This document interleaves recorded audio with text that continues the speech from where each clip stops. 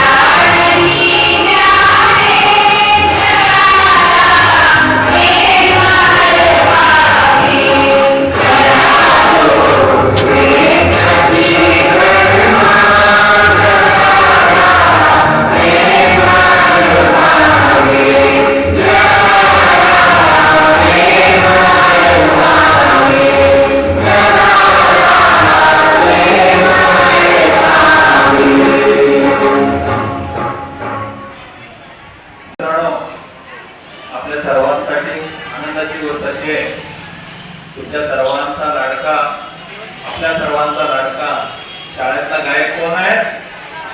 मोठ्याने सांगा, आपल्या सर्वांचा लाडका गायक कोण आहे? मोठ्याने. त्या ताजुद्दीनची अनन्या इन्स्पायर्ड अकॅडमी आणि अनन्या उद्योग समूह यांच्या वतीनं 30 तारखेला होता स्मृती मंदिर सोलापूर या ठिकाणी जो कार्यक्रम होणार आहे त्या पूर्ण कार्यक्रमाचं ब्रँड अँबॅसेडर होत आलेलं आहे आपला ताजुद्दीन. त्यासाठी ताजुद्दीनला सर्वांनी शुभेच्छा. आपला गायक, आपला आवडता गायक, आपला आवडता गायक, तुमचा आवडता गायक, शाळेचा आवडता गायक. आवाज येत नाहीये. जसं की तुम्हाला माहिती आहे ताजुद्दीन सिंगर आहे. तो लहानपणापासून सिंगर असतो म्हणजे गाणेच गातो. आणि परत लहानपणापासून तो म्हणजे असं कुठली ट्युशन वगैरे काय जॉईन केलेली नाही आहे. लहानपणापासून असं स्वतः ऐकून गाणे म्हणतो.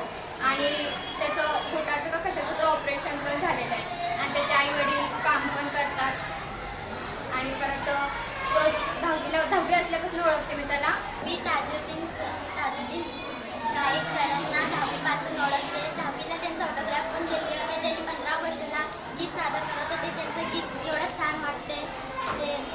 त्यांचं गीत ऐकून माझं मन एकदम आनंदित होते. त्यांचं मी 15 ऑगस्टला त्यांनी गीत सादर केले होते. त्यांचं मी माझ्या फोनवर रेकॉर्ड केलेलं आहे. घरात मी तेच ऐकते. आणि आमचं देवाचं पण आमच्या समोर देवाचं काय करायचं ते त्यांनी सांगते, ते बोलते. त्यांचं पण मी रेकॉर्ड करून रोज घरी मी तेच ऐकते.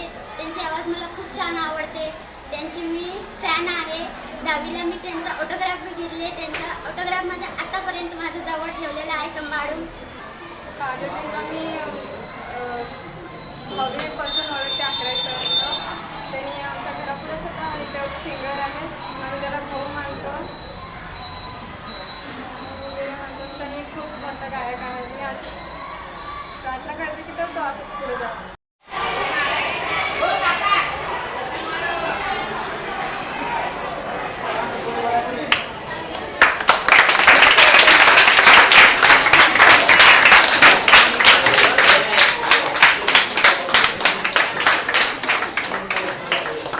अनन्या फाउंडेशनकडून जे ताजुद्दीनच्या मुलाचे राहिले त्या सरांचा आपण पूर्ण मुलाची पाठवून देऊन सन्मान्य प्राचार्यांच्या हस्ते सत्कार करणार आहोत.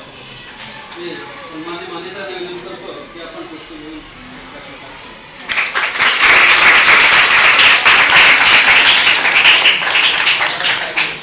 ताजुद्दीनचे शिक्षक माननीय भगवान सर यांचा सत्कार प्राचार्य स्वामी सर यांनी करावा असं त्यांनी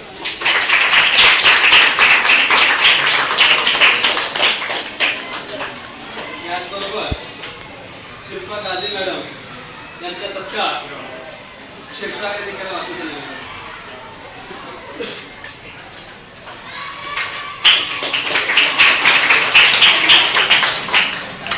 त्यानंतर काश्मीर मॅडम यांचा सत्कार प्रवीण यांनी करावा असं त्यांनी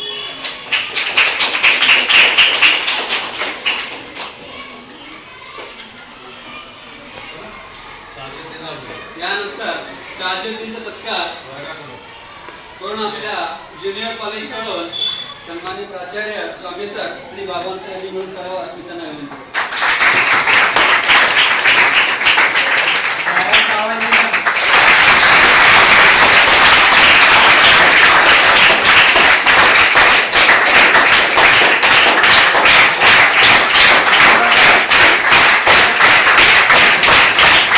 नमस्कार, मी प्राचार्य विद्यानंद महारुद्राय स्वामी, प्राचार्य संगप्पण्णा केंगणाळकर कनिष्ठ महाविद्यालय व काही रामगोंडप्पा केंगणाळकर हायस्कूल या आमच्या संस्थेचे संस्थापक लिंगैक्य संगप्पण्णा केंगणाळकर हे सोलापूरचे उपमहापौर होते. आणि ही जी शाळा आहे ही त्यांच्या पूर्वीच्या शेतामध्ये त्यांनी सुरू केलेली होती. कारण या भागामध्ये कामगारांची मुलं राहतात. ही पूर्ण कामगार वस्ती आहे. स्वर्गीय अण्णांनी या ठिकाणी जे सेवानिवृत्त पोलीस अधिकारी होते किंवा पोलीस होते त्यांच्यासाठी ही वसाहत निर्माण केलेली होती. आणि त्याचबरोबर सोलापुरामध्ये पोटाच्या उदरनिर्वाहासाठी आलेली बाहेर शहराबाहेरील अनेक माणसं या वस्तीमध्ये राहत होती. आणि टोटली त्या लोकांसाठी कुठल्याही पद्धतीची शिक्षणाची सोय नव्हती.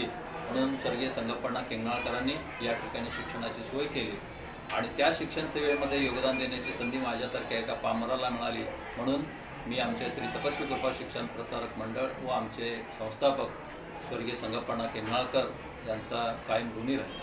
आदरणीय अण्णांचं एक स्वप्न होतं की मी कमी शिकलो आहे पण माझ्या भागातील मुलं शिकावी, म्हणून त्यांनी इंदिरानगर, माधवनगर यासारख्या झोपडपट्टीचंच नेतृत्व महापालिकेमध्ये केलेलं होतं आणि त्यांच्या विचाराचा वारसा चालवण्याचं काम आज आम्ही करतो. कारण या भागामध्ये शिक्षण घेणारी मुलं ही कामगारांची मुलं आहेत. घरचं वातावरण हे आर्थिकरित्या बिकट परिस्थिती असते, शिक्षणाचं वातावरण घरामध्ये नसतं, त्यामुळं शिक्षणापासून दूर जाण्याची वृत्ती या मुलांची असते.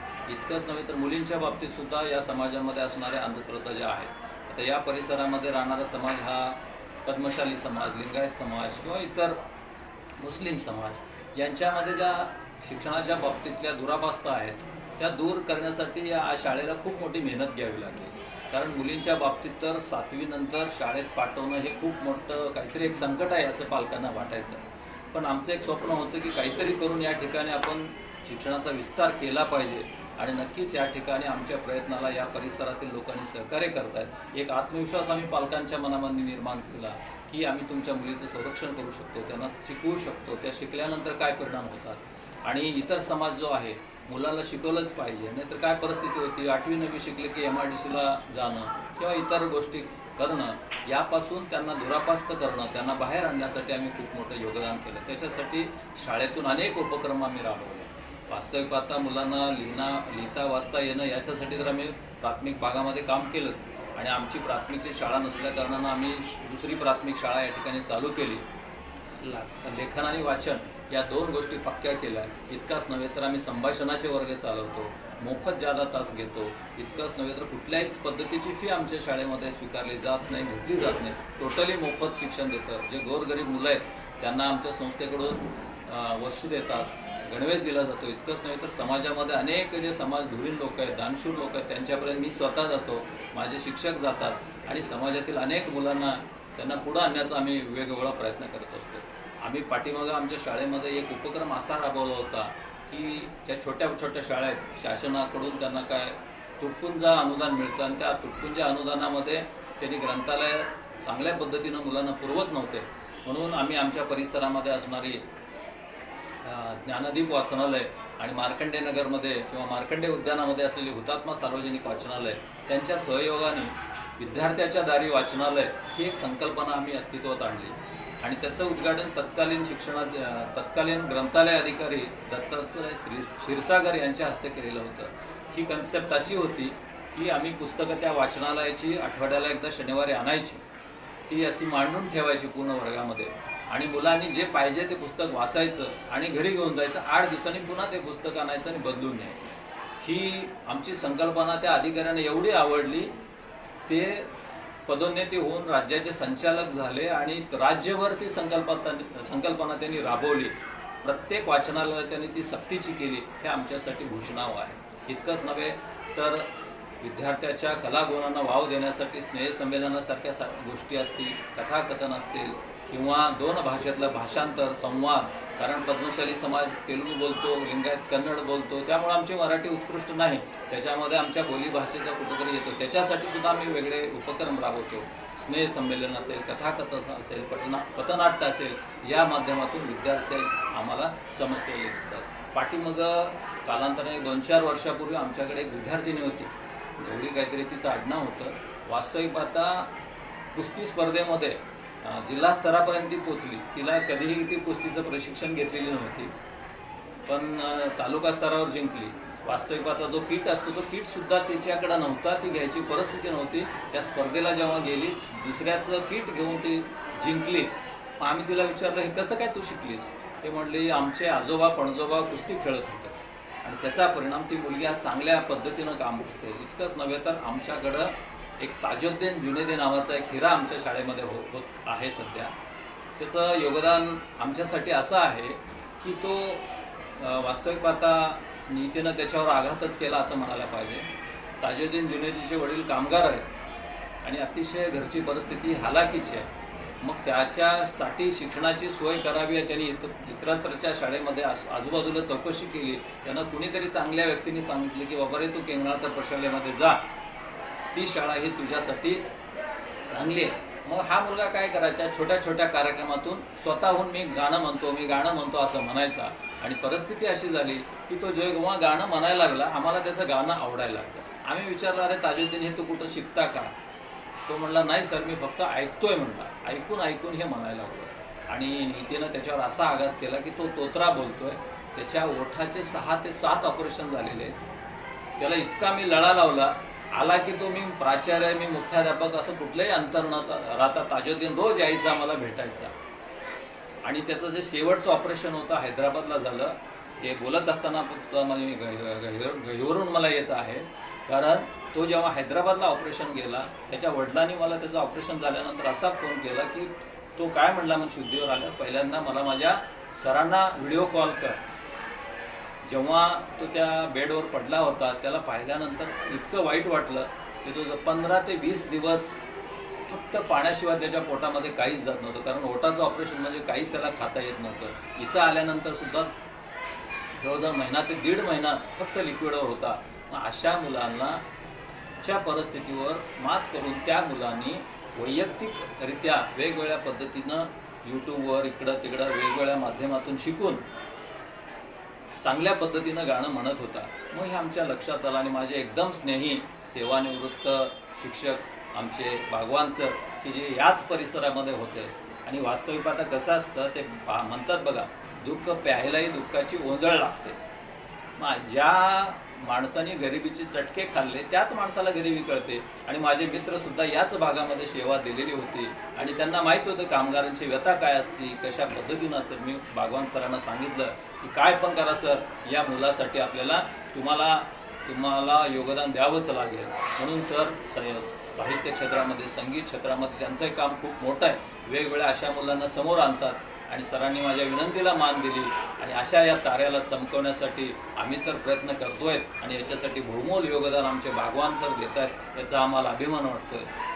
आणि ताजुद्दीन 8 दिवसाला 2 दिवसाला मला भेटतोय.